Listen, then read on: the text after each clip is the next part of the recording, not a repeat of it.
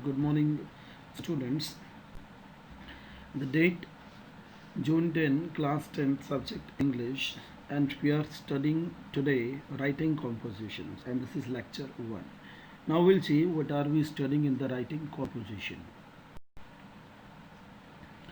In writing composition, children, we are studying now story writing, that how to write a story, right?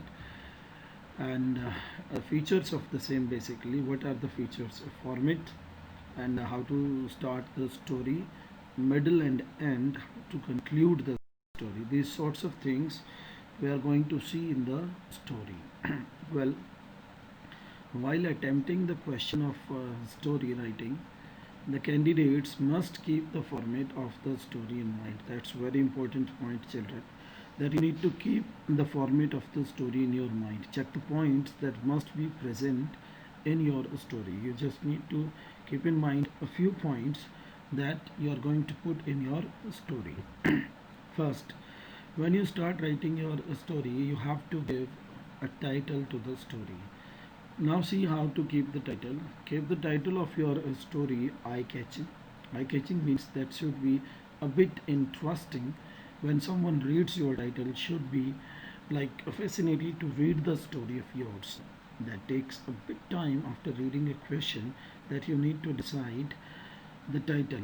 Make sure that your story revolves around the title only. The title you have chosen for your story, you need to make sure that your title of the story revolves around the title. You may name it after the main character. Now the key points. The main character, you can name the title after main character, whatever is the main character in the story, or the object, incident, or any object of the incident which you find that's very good and important. You can take it as a title, or proverb, or quotation. Either you can take it as a proverb or quotation. That means ultimately what we find, the title should be eye catching and interesting. When someone reads it, they should get fascinated that they will have to read the story of the one, right? Let's see the next one, intro para. Now you see, after title you directly come to the writing story, and your intro para, introduction of the story starts. That's called intro para. The beginning of the story catches the utmost attention of the reader. That means you need to start story in a very good way that catches the utmost attention of the reader, the one who's reading it. So make sure you use a catchy line while introducing a story. You can also take help from the lines provided in the question paper and make a story out of it. For instance, you can use phrase like once upon a time or there used to be. These sorts of things are used when you start your story to make it a bit impressive, and the few lines, like you are going to show a film, in that you are showing very intro or a very particular points initially by putting a little emphasis, right everyone? So you need to start your intro in such a way that the reader should read it in a very interesting way. Now the next one is plot. After intro, you need to see the plot of the story. What does it mean by, children, plot? Plot means like the series of events that form the story of a novel, of a play, or film or movie, or you are writing normal story. That's the plot. That means you need to maintain the series. Eventually, it means the events or the activities of the story should be in a series, right? The plot actually means your whole story entirely, means systematically you'll have to put everything into your story. So make sure your plot is well developed and based on your title. The title you have written of your story is totally connected, or like with the title, and then the starting you did with the intro, basically, right?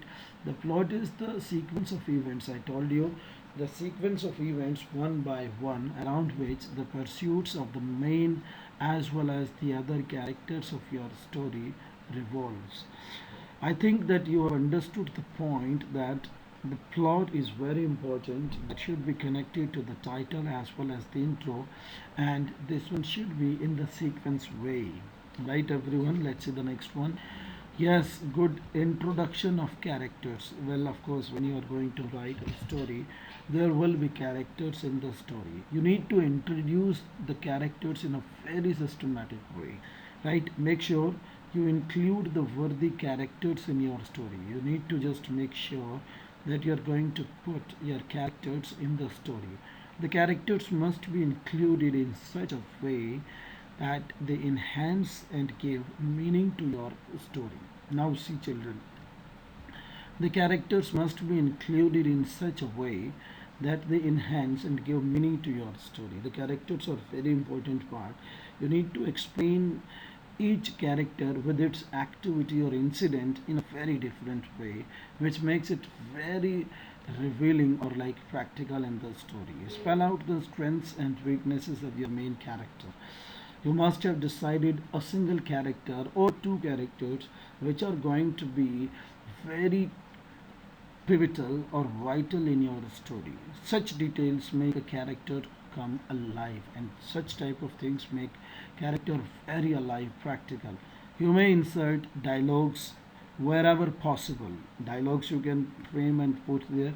Certainly make the story interesting. That you need to just see that the story is going to be very interesting. Conclusion. The best way to conclude your story is to end it with a moral. You need to just give a message by ending or concluding the story of the moral. In this way, the reader will get impacted by your story. Sometimes open ending also leaves an impact on reader's mind. So it is totally on you how to conclude your story. Now you just need to see and decide how you are going to conclude your story. Means that should be interesting enough. Now you see there are few points to be kept in mind, children. First one, focus should be on single incident that you can sketch. Always use past tense while writing a story. When you write a story, you just need to keep that in past tense.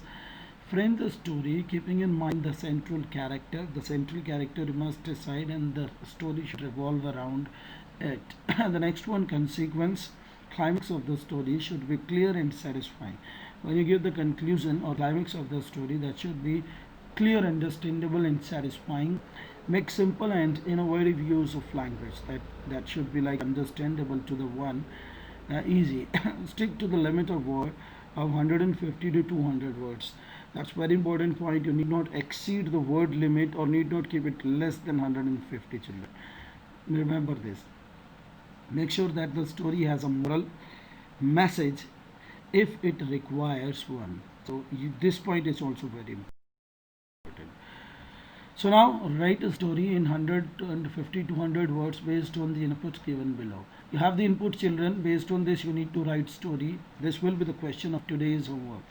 There was a joint family of 6 members including grandparents. It was the 75th birthday of the grandmother and the family planned to celebrate. Children, based on this you need to decide your title, then intro, then you need to give the middle and then conclude it. Everything you have to decide based on this question. Well, thank you very much for today's class. Later we'll continue.